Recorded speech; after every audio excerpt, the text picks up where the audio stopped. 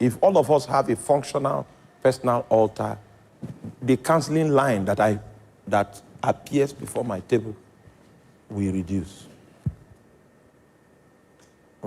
Somebody sent me a message that all my sisters, their marriages are not working. They've gone back to their to our father's house. I want to come and say, what are you coming to see me for? So what will I? So I should now.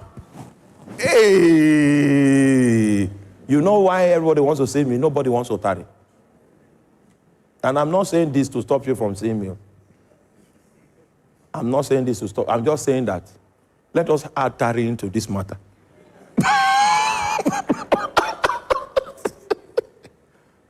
Everybody has left. They've gone back to our father's house. The reason why it happened like that is because nobody is tarrying. All of you people are sitting down hoping that something good will happen. Meanwhile, there are altars that are regulating the lives of these people. Nobody wants to tarry. They want to make the pastor a Superman. So when he comes, he can press button and say, Galaboko, Galakoko, Gaya, Kakakakakakaka. That is what they want to make a pastor. That's why most pastors are fake. They have gone to join themselves with Satan because, tell your neighbor, tarry.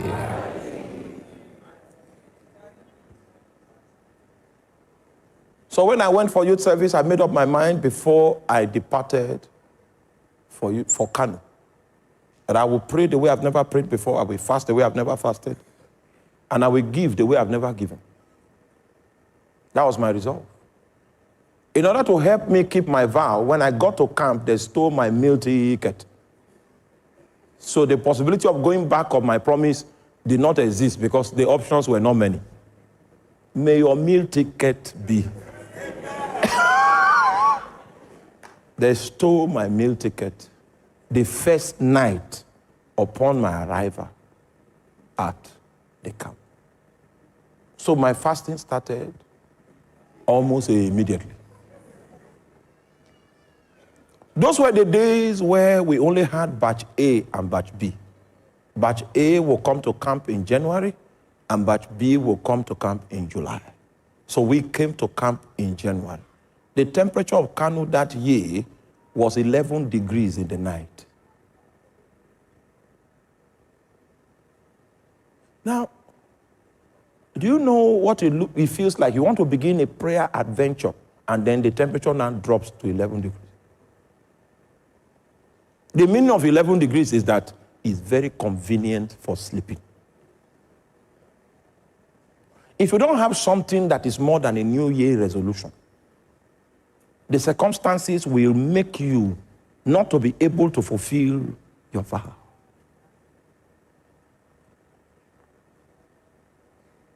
So I began to push in prayer, began to push in fasting, began to push. Those were the days when camp was 30 days.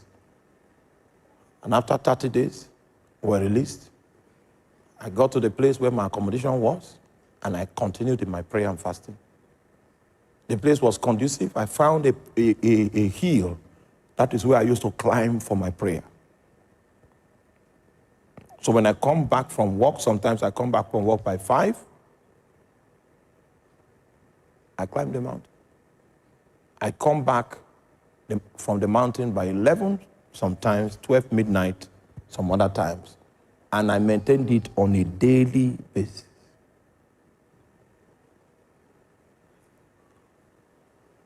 So I was praying for January, prayed February, prayed March, prayed April, prayed May, prayed June. In June, God now told me, it was very clear. He said, I can see you are praying.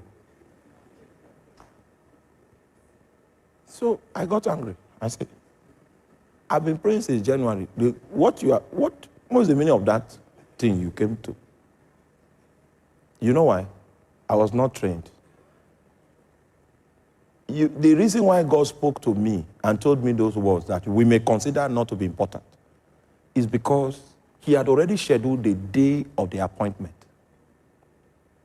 And the way I was going, Satan was beginning to weary my heart because God seemed not to be responding.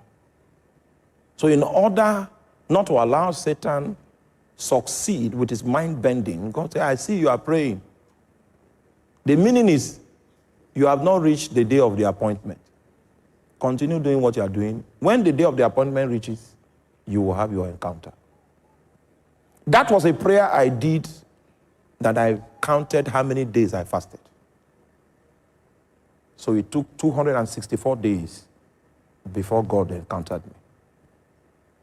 I will not be here today preaching to you if I didn't have that encounter. 264th day, I finished from my prayer on the mountain, came back into the room, because the prayer started becoming so intense that when I come from work with my tie, if I'm late, I don't drop it. I take the tie to the mountain. So I came back from the mountain with my tie on, entered into the room to remove my tie. It was 12 midnight. Right? That was when I ran into 4 angels in my room.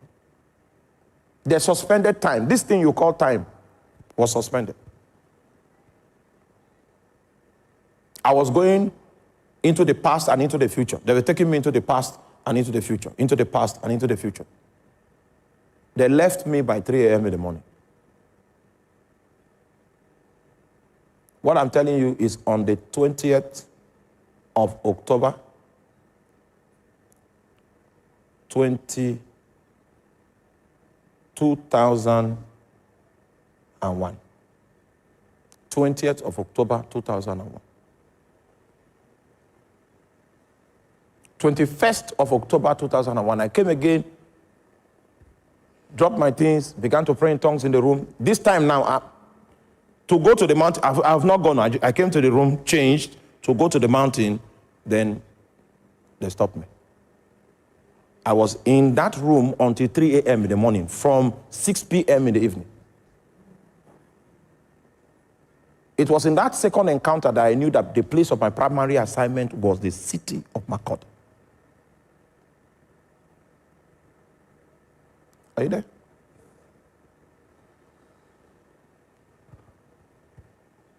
That's how divine direction came to me. When you start with a vow. If you continue, you will hit an encounter of your appointment. The day you hit the encounter of the appointment, the second point I want to raise starts.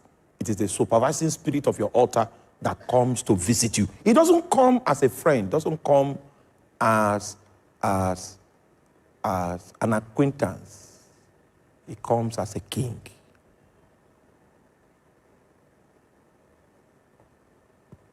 It comes to prescribe. It comes to give you direction. He opens your eyes to see that you are off track. Are you there? So the human attendant must commence his assignment of priesthood with a solemn vow. This flame that I've kindled now, it will never go out. Go and study the temple. You will see a flame there that they commanded the priest that this flame should not go out. Priesthood is a lifetime thing. It's not hit and run. If you are not ready to begin, no problem. Go become a nominal Christian. But the day you get ready, just know that this fire that I'm kindling now, I will kindle it for life. If you are not ready for that challenge, don't worry. It's not for everybody. 264 days before God came.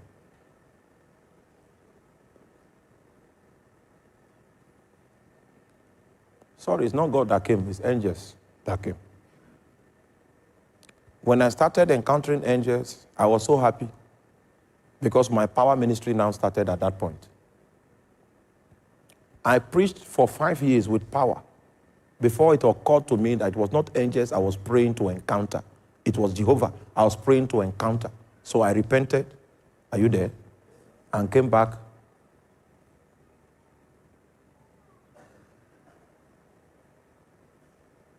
You will encounter many things when you begin to if prosperity can even fall upon you suddenly, and because of that prosperity, you'll be going to Port Harcourt bringing goods, going to Port Harcourt bringing goods, going to Lagos, you put goods in 911. You do that for 11 years. Then you will remember,